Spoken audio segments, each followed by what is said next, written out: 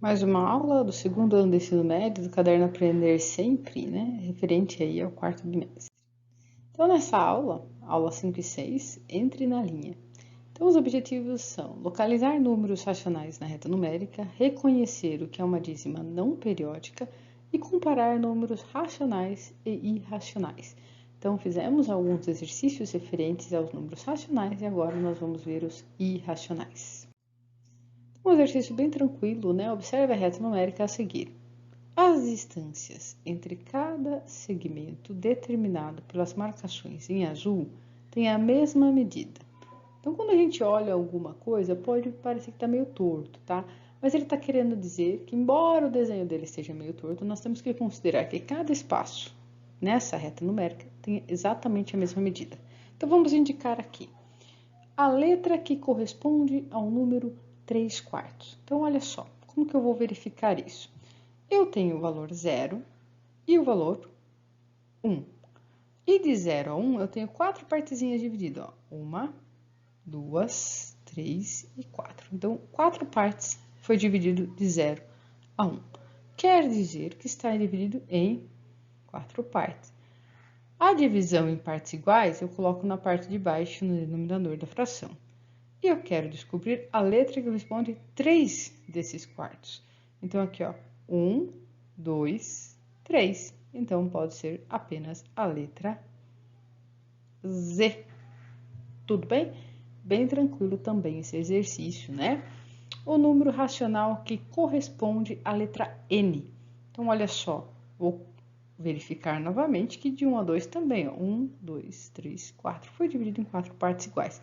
Agora, olha só, 3 aqui, o Z deu 3/4. Então, aqui eu tenho 4/4 no 1, né? 4. Depois, 5, 6, 7. Eu tenho 7/4. Ah, mas então eu vou continuar a minha divisão? Vou continuar a contar ali os denominadores. Então, na minha letra N, eu tenho 7/4. Na letra C, o número racional que corresponde à letra X. Tá? Então, vamos achar a letra X. E é um número racional? É, porque o número racional vem de razão. Razão lembra o quê? Fração, divisão. Tá? Só que o meu X ficou ali depois do lado esquerdo do zero. Ficou longe. Tá? Ficou bem longe. Mas é só contar, ó. 1, 2, 3, 4, 5, 6, 7, 8, 9, 10, 11. Então, eu tenho 11/4. Mas 11 é maior que 4, professora. Continua, tá? Sem problema nenhum. O numerador pode ser maior que o denominador também. Tudo bem? Letra D. Que número? A letra que corresponde um número. Menos 1/2. Vamos prestar atenção aqui o seguinte. Esse valor é um valor que nós chamamos de valores mistos. Nós temos uma parte inteira, que é menos 1, então quer dizer que já está do lado esquerdo da minha reta. Então, menos 1, tá aqui, ó. Vou até mudar de cor para ficar um pouquinho mais fácil de vocês visualizarem. Menos 1, tá aqui, ok. 2/4, então é 1 inteiro mais 2/4. Então, eu vou olhar aqui, estou andando sempre para o lado esquerdo do zero, porque ele me indicou que é número negativo. Então, tenho que andar 2 risquinhos para a esquerda, chegando então na minha letra T. Tudo bem? Tá? Cuidado, eu não estou indicando, ó, 1/4, que você poderia achar que tem um valor aqui de multiplicação, né? Indicando uma multiplicação. Não, eu estou com o valor inteiro e depois com a minha fração, desculpa, 2/4, né? Não é 1/4. Tudo bem? E indicando que é sinal negativo, então, para a esquerda da minha reta, ok? Número racional que corresponde à letra E. Então, vamos para a letra F. O número racional que corresponde à letra M. Olha só que legal. Ah, pulei o E. A letra que corresponde ao número 0,5. Ixi, 0,5. 0,5 é a metade, né? Nós fazemos tantas vezes isso, né? 1,5 é a metade. Então, qual é a metade? 1,5 não, desculpa, 1,2, né? Quer dizer que eu peguei uma parte inteira e dividir por duas partes iguais, tá? Então, novamente, pega lá, de 0 a 1, está dividido ao meio, está na letra A, beleza? Então, o número racional que corresponde à letra M, tá? Então, vamos aqui novamente, está para a esquerda, está indo para a esquerda, então é um número negativo, tá? E ele é o primeiro risquinho do quarto, tá? Então, a letra M é menos 1 quarto, tá? Desculpa aí ter ficado confuso na reta, tá? Mas a gente tem que sempre lembrar das atividades anteriores, onde nós dividimos lá, primeiro em 2 vezes, depois em 3, depois em 4, depois em 5, lembrando sempre as suas partes denominadores, né? Suas partes iguais que estão sendo divididas, ok? Então, continuando o exercício 1, cara estudante, você deve ter notado na alternativa D da parte 1 que o número citado é um número misto. Números mistos são aqueles que têm uma parte inteira e uma fracionária, fração própria. Depois de ouvir as orientações do professor, descreva como transformar um número misto em uma fração imprópria e vice-versa. E descubra qual é a representação decimal do número impresso na placa a seguir. Ixi, falou fração própria, números mistos e tal, que coisa, não? Então vamos lá. Número misto, novamente. Número misto é uma parte inteira, indicando que eu tenho 9 inteiros, e a parte fracionária, ele falou aqui de fração própria. O que quer dizer essa fração própria? Quer dizer que o numerador, esse 3, é menor que o denominador, certo? Tudo bem? Você concorda comigo que se eu tiver um numerador maior que o denominador, tá? Quer dizer que eu dividi alguma coisa em 3 partes e peguei 4, mas eu só tenho 3, como eu posso pegar 4? Então, vamos supor que eu tenho aqui uma barrinha de chocolate e eu dividi ela em 3 partes iguais. Mas eu não tinha uma barrinha só de chocolate, eu tinha mais que uma barrinha de chocolate. Mas, para deixar tudo igual, eu dividi em 3 partes iguais a primeira barrinha, certo? Então, eu peguei 1, 2, 3, 4 partes. Quer dizer que eu peguei uma barrinha de chocolate inteira e mais um pedacinho de uma segunda que eu tinha. Tudo bem? Isto leva o nome de fração imprópria, onde o numerador é maior que o denominador. E quando ele fala para transformar em número misto, é indicar que eu tenho um número inteiro, então neste caso do meu exemplo aqui, o meu número inteiro é o quê? 1. Eu tenho uma barrinha de chocolate, mais a fração própria, né? Lembrando que aqui eu estou imprópria, tá? Imprópria. Opa! Vamos escrever certo, né? Imprópria. Então, eu tenho aqui a minha parte mista, 1 inteiro, né? E uma partinha de 3, ó, uma partinha de 3.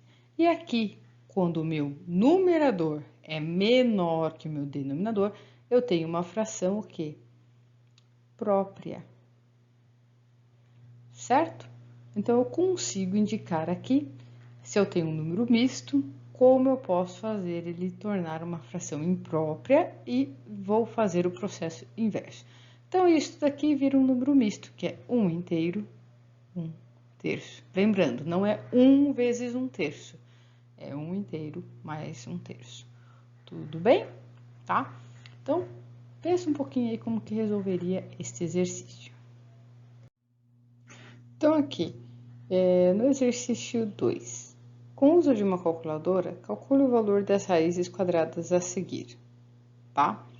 Então, no exercício 2, nós estamos falando de números irracionais. Não estamos mais falando de números racionais, tá? Os números racionais, eles vêm de uma razão, ou seja, de uma fração entre 2 inteiros.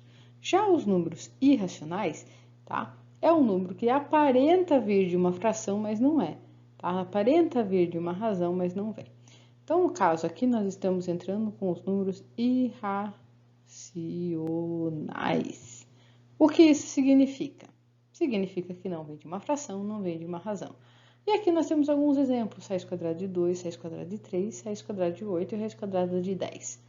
Por quê? Então vamos lá. Se eu falar para você, raiz quadrada de 1. Raiz quadrada é uma pergunta em matemática simples de resolver. Que número vezes ele mesmo dá o que está dentro da raiz? E nesse caso, o valor 1. 1 vezes 1 era 1. E um outro valor que você conhece aqui, ó, raiz quadrada de 4, por exemplo. Você pode falar para mim, é 2. 2 vezes 2, 4. Só que quando esse número é 2, será que eu vou ter um outro número inteiro para falar para mim? Raiz quadrada de 2? Então, ele pede o auxílio da calculadora e eu vou fazer aqui com a minha calculadora. Raiz quadrada de 2 vai dar um valor... Opa, não estou conseguindo colocar aqui. Pronto, agora foi. Então, aqui nós temos o quê? Nós temos 1,4, 1, 4, 2, 1, 3, 5, 6, 2, 4. Esse valor pode continuar? Pode. Tem alguma coisa aqui que indique que está sendo uma repetição? Não, não tem, tá? Então, a gente consegue. Tem aparência aí de... Ah, mas o número tem vírgula. Tudo bem, mas ele não está vindo de uma razão, não está vindo de uma fração. Por isso que eles são chamados de números irracionais. Tudo bem? E agora, a raiz quadrada de 3. Raiz quadrada de 3, eu tenho aqui, ó, 1,7, 3, 2, 0, 5, 0, 8, 0, 7, 6. Esses são os valores que a calculadora está me dando, até o máximo de casa decimal que cabe dentro da calculadora, porque esses valores podem continuar, tá? E nós temos aqui raiz quadrada de 8, olha só, já forma um pouquinho, 2,8, 2, 8, 4, 2, 7, 1, 2, 4 e 7. E depois, raiz quadrada de 10. Aqui, nossa, a quantidade de gente que coloca 5 como resultado. Já cansei de ver alunos falando, não, raiz quadrada de 10 é 5. Não, eu estou falando de vezes, continha de vezes.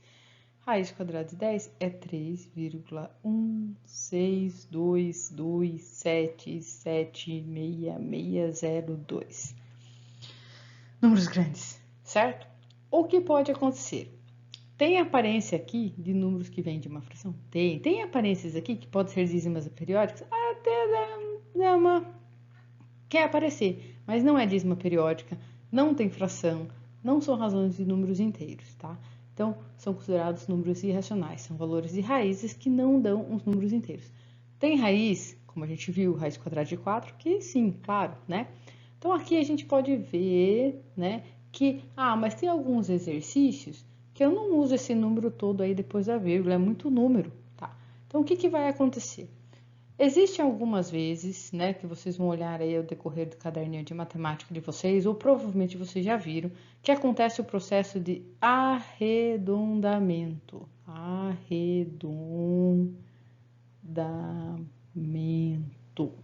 E por que acontece isso? Para facilitar na hora que vocês estão fazendo as continhas. Por quê? No exercício, em vez de ele falar assim, se aparecer uma raiz quadrada de 2, ele pode falar assim no final do enunciado. O para a raiz quadrada de 2, utilize 1,4. Pronto. Pode ter exercício que ele fala assim, utilize 1,41, tá? E você vai ver que vai ter um sinal de tio aqui em cima do sinal de igual. O que isso quer dizer? Que, olha, para facilitar nesse momento, para você, para o exercício, para você achar a resposta ali, eu vou dar uma facilitada, você não precisa utilizar todas as casas decimais que tem após a vírgula. Vamos utilizar uma, duas, no máximo duas, tá? Geralmente.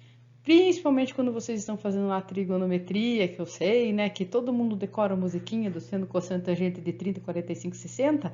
Por isso. Então, raiz quadrada de 3, muitas vezes fala assim, usa 1,73, tá bom. Duas casinhas decimais só para você fazer as continhas ali, não tem problema, tá? Então, a única diferença é isso. Esses arredondamentos acontecem para ajudar e facilitar quando o professor, ou a banca vai fazer uma questão, ele fala assim, eu não vou ficar também minuciosamente esperando que você faça as continhas com todas as casinhas decimais. Né? Vamos simplificar, ver se você sabe o conteúdo e ir direto para a resposta. Tudo bem? Bem tranquilo também esse exercício, né? Exercício 3. Observe o seguinte número irracional. Esse número está entre. Olha só que número bonito.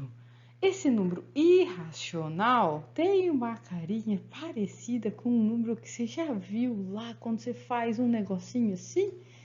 Não sei, parece que é uma coisa que você faz nos eixos X e Y, e você olha os quadrantes e 90 graus, você pode fazer graus em radianos, 90 graus é π sobre 2, 180 é π, 3,14, o número π. O número π é um número irracional. Por quê? Eu não tenho dois números inteiros fazendo uma fração, tá? Então, por isso é um número irracional. Então, olha só que legal aqui. Ele não quer saber do número π, não quer saber dos ângulos, não quer saber nada. Ele quer saber esse valor está entre letra A, B, C, D e E. Vamos olhar aqui. Olha só que legal. Nós temos 3,14 praticamente em todos eles aqui, certo? 3,14, 3,14. Ele quer saber aonde ele está. Então, o próximo número depois do 14 aqui é o valor 1, tá? Então, eu tenho aqui 0. Opa! 0 é menor que 1. 0 não pode ser. Então, aqui, letra A eu já posso descartar. Na letra B, eu tenho 1, beleza. Eu tenho 1 e 5. Tenho 1 e 5. Fechou aqui, 15. E depois, 1 e 14. E 16. 1 e 16. Opa, pode ser aqui a letra B. Pode ser. Vamos verificar. Tá? 16. Pode ser. Depois eu tenho 1,14. 16. Opa, já puxou. 16 é maior que 15. Opa, mas eu tô olhando casinha por casinha. Isso, vou ter que olhar casinha por casinha e ver quem é maior. Lembrando que após a vírgula, eu vou olhar da esquerda para a direita, casinha por casinha. Lembra lá da tia da quinta série? Casinha dos decimais, dos centésimos, dos milésimos, dos décimos e milésimos. Tudo bem? Então, vou apagar tudo isso que eu coloquei aqui, né? Para ficar mais fácil para você observar. Tá? Então, novamente, ó. Aqui na letra A, deu 14, 0. 0 é menor que 1. Depois do 14, o valor que dá é 1, tá? Então, 0 é menor que 1. Não pode ser a letra A. Se eu estou falando entre uma coisa ou outra, né? E está pegando o valor aqui menor que 1. Peraí, pode ser assim. 14,06. 14,05, 14,06. Não pode ser não, né? Porque acaba no 6, não volta lá no 1. Na letra B, 14,15, 14,15. Tá aqui, beleza. E na letra E, 14,16. Pode ser 14,16? Até pode ser 14,16.